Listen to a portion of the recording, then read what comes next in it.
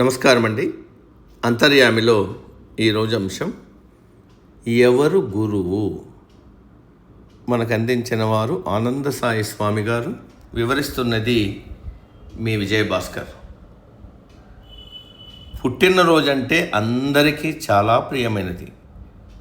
ఆ రోజు పుట్టారు కాబట్టి సంతోషంగా పండుగలా జరుపుకోవాలి. మరి జ్ఞానం పుట్టినరోజు ఎప్పుడు? జ్ఞానం లేకపోతే జీవితమే లేదు కదా. అంత గొప్పదైన జ్ఞానం ఎప్పుడు పుట్టింది? దాని రూపం ఏంటి? ఆ రూపమే గురువు.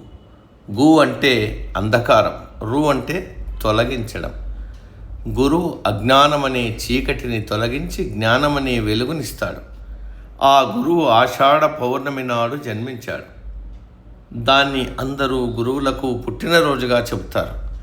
ఆ రోజు వ్యాస పౌర్ణమి కూడా. ఎవరి గురువును వాళ్ళు పూజించి సత్కరించుకున్నా గురు పరంపరలో అది ఆది గురువును పూజించడం మన కర్తవ్యం.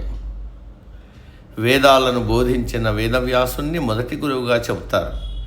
లోకానికి ఆయన జ్ఞాన భిక్షను ప్రసాదించారు. ఇతిహాస పురాణాలు, ప్రాచీన సంస్కృతి సంప్రదాయాల్లో గురువును గౌరవించి పూజించేవారు. గురువే బ్రహ్మ, గురువే విష్ణువు, గురువే మహేశ్వరుడు. పరమ గురువైన శివుడు, పార్వతీదేవిల మధ్య దివ్యమైన సంభాషణలు జరిగాయి. గురుగీత అనే ఈ సంభాషణ మూలంగా గురువు ప్రాముఖ్యం లోకానికి తెలిసి వచ్చింది. గురువు మాత్రమే నిజమైన జ్ఞానాన్ని ప్రసాదించగలడని, ఆయనే భౌతిక, మానసిక, ఆధ్యాత్మిక మార్గదర్శకుడని వివరిస్తోంది గురుగీత. గురువును దైవంగా భావించాలి. ఆయన నుంచి పొందిన జ్ఞానం ఆధారంగా జీవితాన్ని మలచుకోవాలి. ఏ పని చేసినా సత్యం, ధర్మం, నీతి, నిజాయితీలతో చేయాలి. అయితే గురువును తెలుసుకోవడం అంత సులువైన పని కాదు. గురు కృపాహి కేవలం అనే ఒకే ఒక్క మార్గం ద్వారా ఆయనను నిజంగా తెలుసుకుంటామని గురునానక్ తెలియజేశారు. గురువు కన్నా అధికమైన వాడు లేరని ఆదిశంకరుడు చెప్పారు. గురువు మధ్యలో విశ్వం ఉంది, విశ్వం మధ్యలో గురువు ఉన్నాడు అని కృతయుగ దత్తాత్రేయ స్వామి బోధించాడు.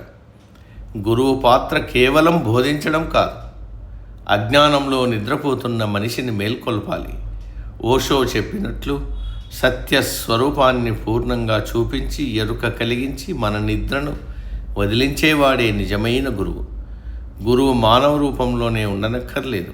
నీ భావాన్ని బట్టి ఎవరినైనా గురువుగా భావించి సాధన కొనసాగించవచ్చు అని సూచిస్తారు రమణ మహర్షి. మనము చేస్తున్న తప్పులను మించిన గురువులు ఉండరు.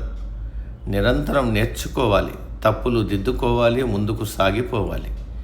ఎవరి సమక్షంలో మనకు అనూహ్యమైన ప్రశాంతత కలుగుతుందో, మన మనసు భయరహితంగా మారి విశ్రాంతి పొందుతుందో ఆ వ్యక్తే మన గురువు.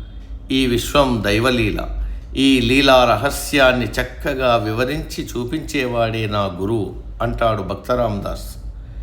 మీ జ్ఞానంతో ఎల్లప్పుడూ నన్ను ముందుకు నడిపిస్తున్నందుకు ధన్యవాదాలు గురువర్య. మీ మార్గదర్శకత్వం, మద్దతు ఎల్లప్పుడూ ఉత్తమంగా కృషి చేయడానికి నన్ను ప్రేరేపించాలి అని ఈ గురు పౌర్ణమి వేళ వేడుకుందాం. సమాప్తం. సర్వే జన సుఖినో భవంతు. అందరూ బాగుండాలి, అందులో మనం ఉండాలి.